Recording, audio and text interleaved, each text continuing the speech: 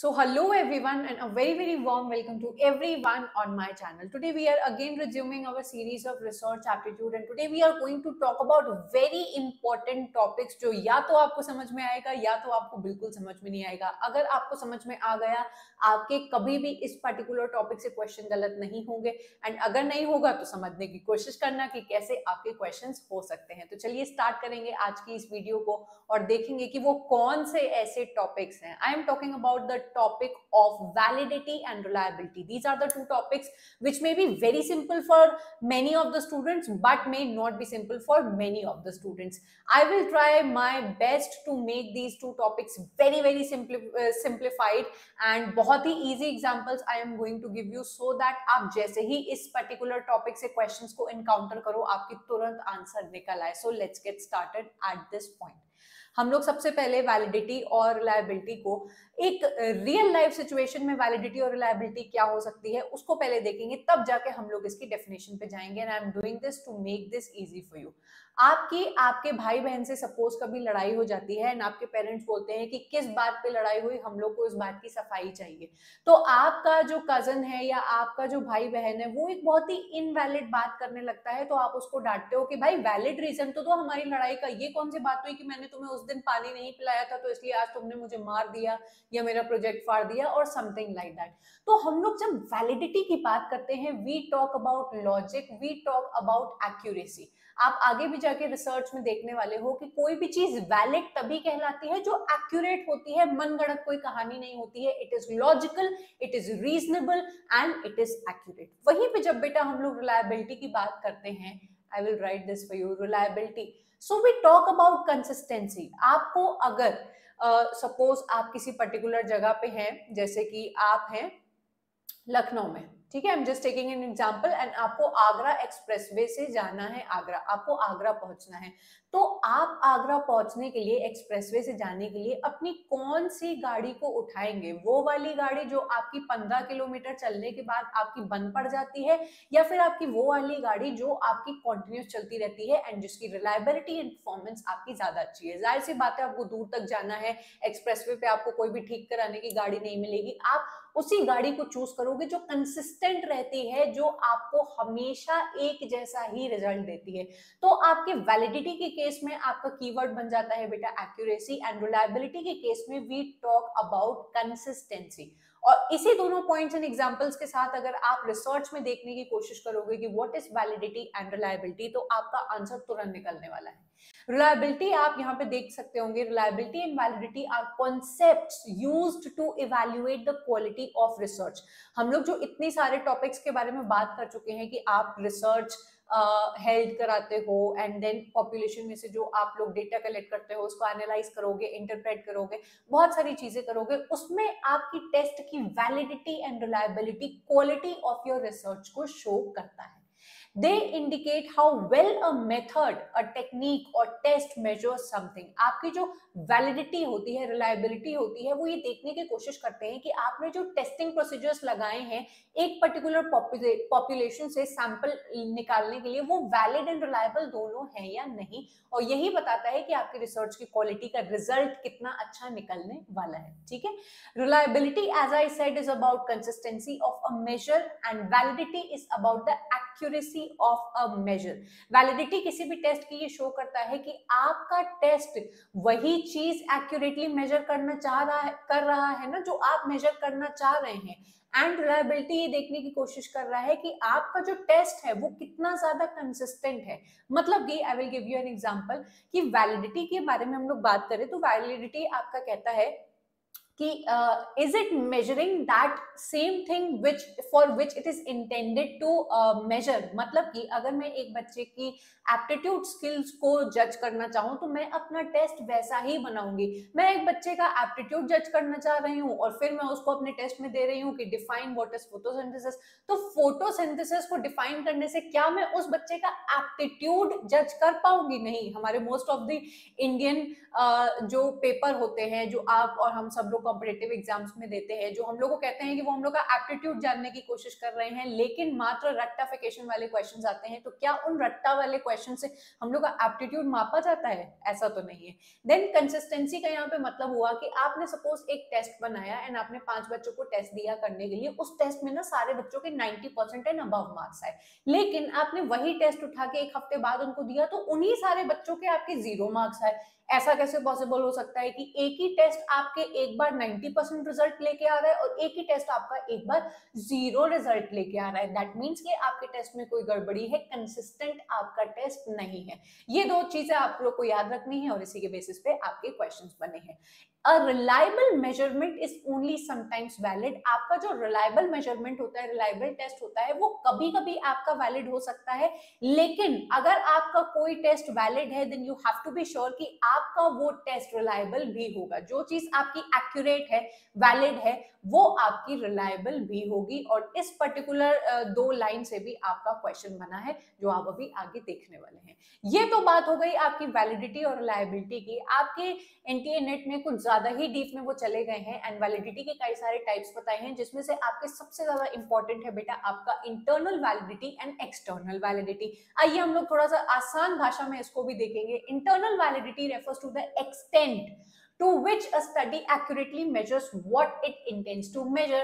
the same thing which I told you earlier। internal validity का मतलब ही होता है एक ऐसी चीज, एक ऐसा टेस्ट जो exactly वो मेजर कर रहा है जो वो मेजर करना चाहता है। ठीक है, It is about the reliability and accuracy of the studies, designs and methods। अब कंफ्यूज मत होना कि हम लोग ने reliability की बात हम लोग इंटरनल वैलिडिटी के अंदर क्यों कर रहे हैं, बिकॉज वी हैव सीन कि आपका एक टेस्ट जो वैलिड है वो रिलायबल भी होता है, तो आपके इंटरनल वैलिडिटी के अंदर रिलायबिलिटी एंड एक्यूरेसी दोनों चीजें आपको देखने को मिलेगी। And researchers want to make sure that results that they obtain are true reflection of the relationship they are investigating. मैंने आपको एग्जांपल दिया ना एक क्वेश्चन पेपर का कि अगर मैं एक बच्चे की पर्सनैलिटी को जज करना चाहती हूँ तो मैं उसको कोई ऐसे क्वेश्चन टेस्ट में तो नहीं दूंगी जो उसके रेक्टिफिकेशन या उसकी मेमोरी लेवल को शो करता है। दैट मीन्स कि मेरा जो टेस्ट है वो वैलिड नहीं होगा। ये इसी को हम लोग कहते हैं हमारा internal validity which measures to every extent what it intends to measure. ये आप लोग को याद रखना है। एक्सटर्नल वैलिडिटी थोड़ा सा इससे अलग है, जो कि आपकी जनरलाइजेबिलिटी के बारे में बात करता है। भाई जनरलाइज करने का क्या मतलब होता है कि आज मैं एक टेस्ट लेती हूँ 5 बच्चों के ऊपर, एक पर्सनालिटी टेस्ट लेती हूँ जो कि बहुत ही अच्छी तरीके से वैलिड है इंडिया के बच्चों के लिए। अगर मैंने वो टेस्ट बना दिया, it should be generalized to the students on any country. मतलब हम किसी कंट्री के भी 5 बच्चों को उठा के उनकी पर्सनालिटी जज करना चाहें तो उसी टेस्ट से मैं कर सकती हूँ।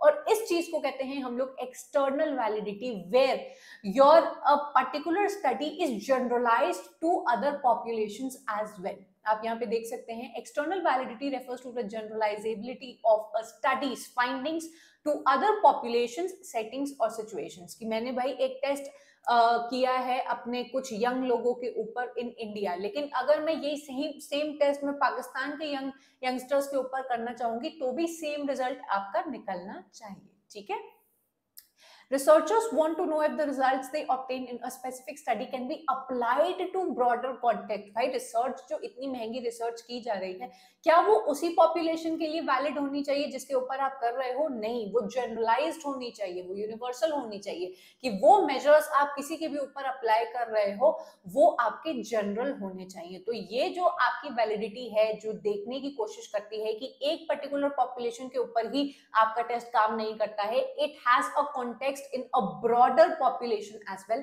इसको हम लोग external validity बोलते हैं। Now coming forward we have another concept जो आप में से किसी बच्चे ने हमारे टेलीग्राम के ग्रुप में एक क्वेश्चन के जरिए पूछा था, जहां पे डायरेक्ट क्वेश्चन आपसे पूछा गया है कि इंटरनल वैलिडिटी को थ्रेट क्या होता है। भाई हम लोग इंटरनल वैलिडिटी देख चुके हैं कि it measures to every extent what it intends to measure. ये हम लोग देख चुके हैं कि इसका मतलब होता है हमारा इंटरनल वैलिडिटी।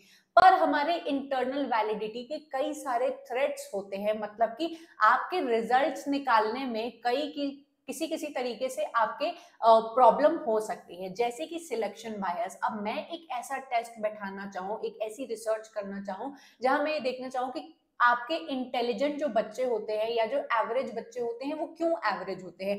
एवरेज बच्चों के ऊपर मैं टेस्ट करना चाहूँ, लेकिन सिलेक्शन बायसेस के ऊपर मैं क्या करूँ, इंटेलिजेंट बच्चों को लेके आओ, मेरा सिलेक्शन ही बायस्ड हो, ओपिनियनेटेड हो, गलत हो, तो ये आपका पहले टाइप का थ्रेट बन जाएगा। देन हिस्ट्री का इफेक्ट आपका पड़ता है कि ओवर द इयर्स आप इस किसी पर्टिकुलर ग्रुप के ऊपर कर रहे हो तो आपका हिस्टोरिकल इफेक्ट भी उसके ऊपर पड़ने लगता है, ठीक है। देन मैच्योरेशन इफेक्ट आपका, पार्टिसिपेंट्स में नेचुरली चेंज और मैच्योर ओवर टाइम। अगर आप 10 लोगों को लेके बैठ गए हो और 1 से 10 साल के ऊपर आप उसमें रिसर्च करना चाहते हो, तो अगर आपने सपोज एक पॉपुलेशन ली 5 साल के बच्चों की, आपने एक पॉपुलेशन ली आपकी 8 साल के बच्चों की, देन आपने तीसरी पॉपुलेशन ली 10 साल के बच्चे की, तो जाहिर सी बात है कि 10 साल के बच्चे आपको ज्यादा पॉजिटिव रिजल्ट्स देंगे क्योंकि वो बच्चे मैच्योर है। तो ये एक टाइप का थ्रेट हो जाता है आपकी इंटरनल वैलिडिटी पे, क्योंकि जाहिर सी बात है कि 10 साल का बच्चा 5 साल के कंपैरिजन में आपके टेस्ट में ज्यादा अच्छे मार्क्स लेके आएगा।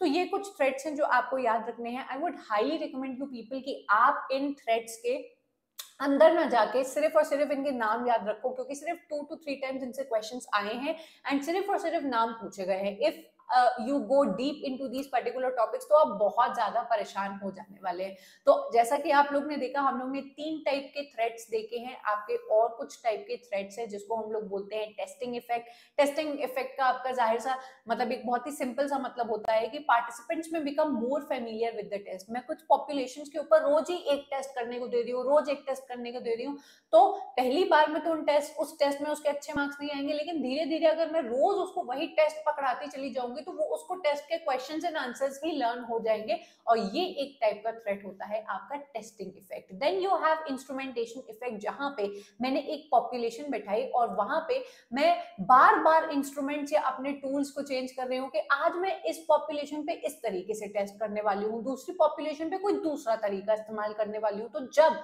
आप बार बार अपने इंस्ट्रूमेंट्स या टेस्टिंग टूल्स को बदलते रहते हो तो बेटा ये भी आपकी वैलिडिटी को एक बहुत बड़ा थ्रेट हो जाता है।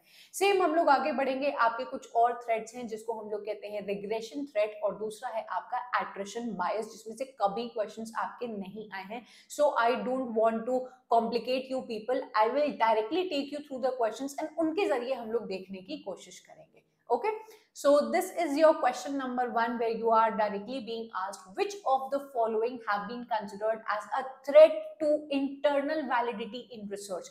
हम लोग ने कई सारी चीजें पढ़ी अपने थ्रेट टू इंटरनल वैलिडिटी में, अराउंड 7 पॉइंट्स हम लोग ने पढ़े। इसमें से आपको जज करना है कि वो कौन से ऐसे पॉइंट्स हैं जो आपकी इंटरनल वैलिडिटी के थ्रेट बन जाते हैं। ये जो ऐसा क्वेश्चन है ना, I would recommend you people to इसको आप मेमोराइज अगर कर सको तो इसको कर लो, करना ही पड़ेगा आपको, क्योंकि बहुत ही सिली टॉपिक है जिसका कोई भी सेंस नहीं बनता है। Okay, so let's take a look at the answers, जो कि है आपका C, D and E, where we talked about the maturation कि आपका अगर बच्चा, आपकी पॉपुलेशन अगर मैच्योर हो गई है तो वो आपको इनवैलिड रिजल्ट देने लगेगा। देन अगेन हिस्टोरिकल आपका फर्क पड़ता है, देन आपका इंस्ट्रूमेंटेशन का फर्क पड़ता है। आप बार बार टेस्ट के चलते अपने टूल्स को, अपने तरीकों एंड मेथड्स को अगर बदलते रहोगे तो वो आपको एक वैलिड रिजल्ट, इंटरनल वैलिडिटी के लिए वो थ्रेट बन जाएगा एंड आपको एक प्रॉपर रिजल्ट नहीं देगा। ओके, आगे बढ़ेंगे और देखेंगे अपना अगला question, which is when results obtained in a research study can be extended to a group larger than the sample outside the context of the study, it is called। वो कौन सा आपका रिसर्च होता है, वो कौन सा आपका टाइप होता है जहां पे आप एक सैंपल के ऊपर जो टेस्ट अप्लाई करते हो it is applicable out of the broader context, एक बड़ी पॉपुलेशन के ऊपर। तो इसको हम लोग ने देखा था, इसको हम लोग कहते हैं एक्सटर्नल वैलिडिटी, जो वैलिड होती है आपकी बड़ी पॉपुलेशन के ऊपर। ठीक है, आई होप आप लोग को समझ में आ गया होगा। देखो, समझ में अगर आ जाता है तो ये टॉपिक बहुत इजी है आपके लिए, लेकिन अगर आपको कॉम्प्लिकेटेड लगता है देन यू माइट फील कि अरे ये कैसे क्वेश्चंस आपके आ रहे हैं। Statement number 1, reliability refers to whether a test measures what it says to measure. क्या हम लोग ने रिलायबिलिटी के केस में ये वाला स्टेटमेंट पढ़ा था? आई पर्सनली थिंक कि हम लोग ने ये स्टेटमेंट तो हम लोग ने वैलिडिटी के कॉन्सेप्ट में पढ़ा था कि validity is something it measures what it is suppose to measure, तो ये मेरा स्टेटमेंट इनकरेक्ट हो जाएगा। स्टेटमेंट 2 हम लोग देखेंगे, validity refers to whether a test consistently yields the same और सिमिलर स्कोर्स। तो लगता है कि रिलायबिलिटी और वैलिडिटी का जो कॉन्सेप्ट है वो आपसे जज करने के लिए आपको उल्टे स्टेटमेंट्स दिए हुए हैं, और इसी के साथ आपका both statement 1 and statement 2 incorrect होगा। अगर यहाँ पे आपका वैलिडिटी लिखा होता तो करेक्ट होता, और यहाँ पे आपका रिलायबिलिटी लिखता तो करेक्ट होता, क्योंकि आपकी वैलिडिटी देख लिया हम लोग ने क्या मेजर करती है, एंड आपकी रिलायबिलिटी कंसिस्टेंसी को मेजर करती है, जो यहाँ पे नहीं लिखा है। ओके, ये है हमारा answer, both statement 1 and statement 2 are incorrect. Okay बेटा, आगे बढ़ेंगे। स्टेटमेंट नंबर, क्वेश्चन नंबर 4 को देखेंगे। Reliability is a necessary but insufficient condition for a validity aspect of research tool. आपकी रिलायबिलिटी एक नेसेसिटी है बट इनसफिशिएंट है आपके वैलिड रिजल्ट को निकालने में। Then statement 2, validity is threatened when a test measures only the construct it is designed to measure in a research. आपका बोला गया है कि वैलिडिटी थ्रेटन हो जाती है जब आपका टेस्ट वही चीज मेजर कर रहा है which it is suppose to measure. तो आपका ये स्टेटमेंट तो बिल्कुल बिल्कुल गलत हो जाता है, एंड इसी के साथ हम लोग को आंसर मिल जाता है कि स्टेटमेंट 1 हमारा करेक्ट है कि आपको रिलायबिलिटी इनसफिशिएंट होती है जब आप वैलिडिटी की कंडीशन जानने की कोशिश कर रहे हो। If you want to test validity, आपको बोथ रिलायबिलिटी एंड एक्यूरेसी को साथ में लेके चलना होता है, वेरएस हमारा जो ये वाला कॉन्सेप्ट है ये गलत है, जिसकी वजह से आपको statement 1 is correct and statement 2 is incorrect मिल जाता है। ठीक है, अगला क्वेश्चन देखेंगे। Question number 5, reliability is a necessary but insufficient condition for validity. बिल्कुल सही, हम लोग ने अभी अभी देखा कि ऊपर भी सेम क्वेश्चन पूछा गया है कि रिलायबिलिटी जरूरी तो है लेकिन इनसफिशिएंट है आपके वैलिड कंडीशन के लिए। In respect to evaluation tools, validity is not at all on not an all or none concept but it exists as a continuum। बड़ा ही डिफिकल्ट स्टेटमेंट आपको देने की कोशिश की है कंफ्यूज करने के लिए, एंड आपके दोनों ही स्टेटमेंट ट्रू बन जाते हैं। ठीक है, okay. Question number 6, in research reliability is the quality of a measurement procedure that provides। आपकी रिसर्च में रिलायबिलिटी क्या टेस्टिफाई करने की कोशिश करती है? वेरी सिंपल क्वेश्चन, क्या वो रिपीटेबिलिटी और एक्यूरेसी को जज करने की कोशिश करती है, पंक्चुअलिटी और एक्यूरेसी को जज करने की कोशिश करती है, एक्यूरेसी और स्पीड को जज करती है, या स्पीड या रिपीटेबिलिटी को? अब आपको इस क्वेश्चन को पढ़ते ही थोड़ा सा कंफ्यूजन हो रहा होगा, लेकिन आप लोग याद करने की कोशिश करना कि वैलिडिटी के केस में हम लोग ने एक्यूरेसी पढ़ा था, ठीक है, और हम लोग ने रिलायबिलिटी के केस में कंसिस्टेंसी पढ़ा था। अगर यहाँ पे कंसिस्टेंसी नहीं लिखा है तो यहाँ पे रिपीटेबिलिटी तो लिखा हुआ है। कंसिस्टेंसी का मतलब क्या है? एक बार बार एक ही टाइप का रिजल्ट प्रोड्यूस करना। तो आपका जो रिलायबिलिटी होती है वो रिपीटेबिलिटी और एक्यूरेसी को जज कर सकती है। ठीक है, आई होप ये पॉइंट आपको क्लियर होगा। देन क्वेश्चन नंबर 7 को देखेंगे। Which of the following statements is true in each of the tests prepared by you as a teacher? If you are a teacher, तो आप इसमें से कौन से स्टेटमेंट को सही मानोगे? If a test is reliable, it is objective, क्या इसको सही मानोगे? If a test is valid, it is also reliable। हम लोग ने ये पॉइंट पढ़ा था तो ये हो सकता है।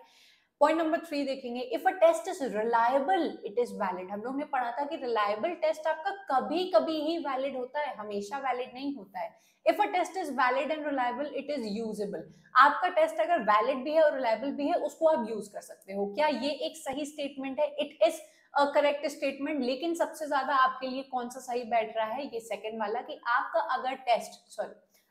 अगर टेस्ट वैलिड है तो वो रिलायबल होगा ही होगा। और इसी के साथ हम लोग आ जाते हैं इस छोटे से टॉपिक के एंड में। आई होप आपको ये समझ में आया होगा। For this topic I would only like to tell you people कि आपको वैलिडिटी के कीवर्ड्स याद रखने हैं, रिलायबिलिटी के कीवर्ड्स याद रखने हैं, उससे रिलेटेड क्वेश्चंस आपको समझ लेने हैं, and threat to internal validity को सिर्फ और सिर्फ आपको लर्न कर लेना है, आपको डेप्थ में नहीं जाना है। This is the approach of dealing this validity and reliability वाला कॉन्सेप्ट। आई होप आपको क्लियर हो गए होंगे। If you are left with any type of question you can drop down below, and if you like this video then do give me a like. आपको और भी कोई topic अगर समझना हो तो भी आप इस वीडियो के नीचे कमेंट कर सकते हो, and I will make a separate video on that. You must go and join our Telegram channel as well, क्योंकि वहां पे आपको मिल जाएंगे हर टॉपिक या हर आपके जितने भी वीडियोस हैं उनके direct link and instant notifications. You can also talk to other students there and have a very good and rich discussions. आप क्वेश्चंस शेयर कर सकते हो and there will be people who will be ready to answer you and help you out regarding any of your problems. So with that, I am going to take your leave. I will meet you up next in yet another video. Bye and take care.